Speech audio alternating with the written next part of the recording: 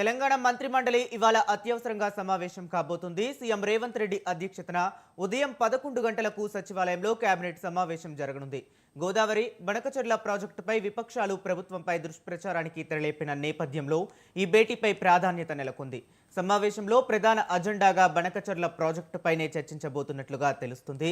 దీంతో పాటు మరో 2 అంశాలు కూడా కేబినెట్ భేటీ ఎజెండాలో ఉన్నట్లు సమాచారం.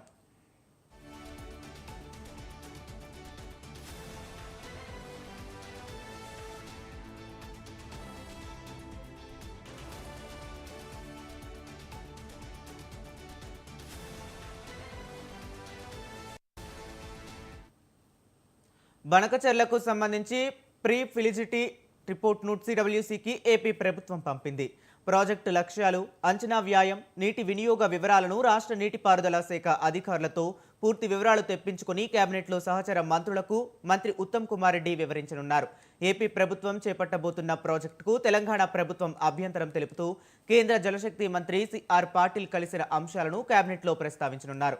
ఒకవేళ బనకచెర్ల డిపిఆర్కు ఏకపక్ష సిడబ్ల్యూసీ ఆమోదం తెలిపితే న్యాయపరంగా ఎదుర్కోవలసిన వ్యూహాలు మంత్రివర్గ భేటీలో చర్చకు రానున్నట్లుగా తెలుస్తుంది. అదేవిధంగా స్థానిక సంస్థల ఎన్నికల నిర్వహణపై కూడా కేబినెట్లో సమాలోచనలు చేసే ఛాన్స్ ఉంది.